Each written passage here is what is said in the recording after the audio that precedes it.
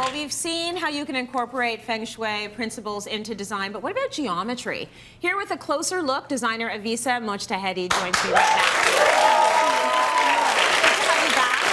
I was looking through your Instagram, and you've got some gorgeous photographs there, and you're sort of in the world of design and architecture. So, you know, there is a lot of math happening, but it works in a space, and it helps in a lot of ways, geometry. So you're going to show us some of the ways that you might want to think about geometry when it comes to design. For sure. So it's really important to consider geometry in design.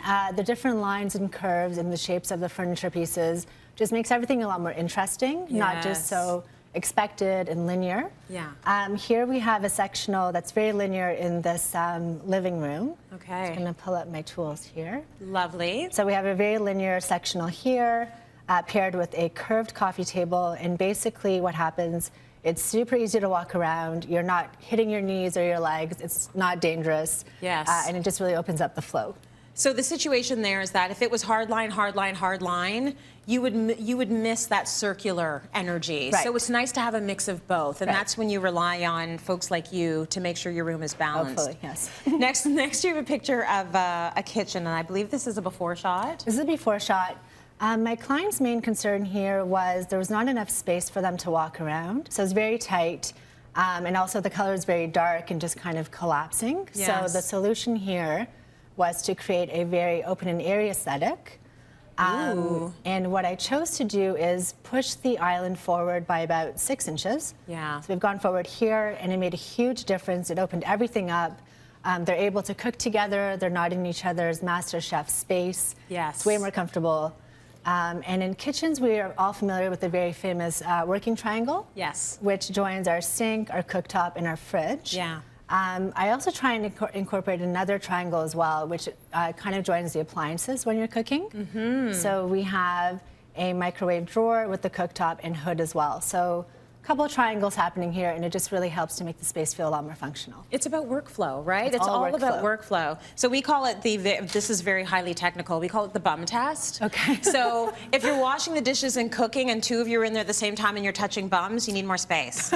That's essentially it. And so that's where geometry, right? The geometry comes in, you got to move that island away so that you can make sure you can both fit. The bum test, I love it. The bum test. What do we have next? So triangles don't have to stay in the kitchen. Yes. They can be used in different rooms.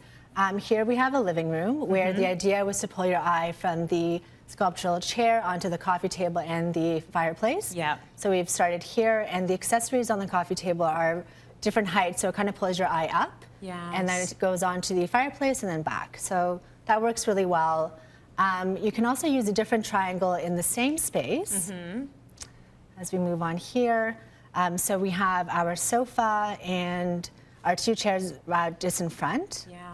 And the 2 chairs, I suggest they're not too far. They're not placed too far out. Yeah. And the coffee table is relatively close, so you can place your glass of wine or coffee on the coffee table, and it's still very accessible. Yes. If this chair were to be placed here, it would be very close to the entryway, and it would just be kind of breaking up our flow, and it wouldn't be very balanced. So it's kind of nicer to have a balanced setup. So it makes common sense in so many ways. We all know that you want to make sure there is a place to rest your drink or whatever you have for wherever you may be sitting. Right. And also flow. So when you're in a space and you realize, oh my gosh, I'm having to like back out. If you're sideways, you realize, okay, there's a problem. If you're sideways, you need to move it around. A major problem. There's a problem, right?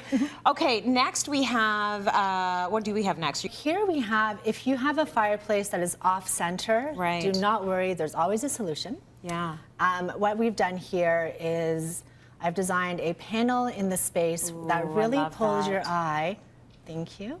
From the top of the corner of the wall onto the other. Yeah. And what happens is you're now really seeing the entire feature wall as opposed to just focusing on the off-balance fireplace. Right. The paneling is really cool, and it just kind of pulls your eye all over. The joy of design is making things look intentional. Right. And so if someone would walk into that space and think, oh, no, it's supposed to have more space on this side and less on this side, if they even notice it at all. Right. What's the paneling made of? It's MDF and painted, Oh, it's so and it's just sticking off the wall, so That was a lot of fun. I taped everything onto the beautiful. wall initially with the green tape. Yeah. They didn't like it, so we did this. Okay, got it.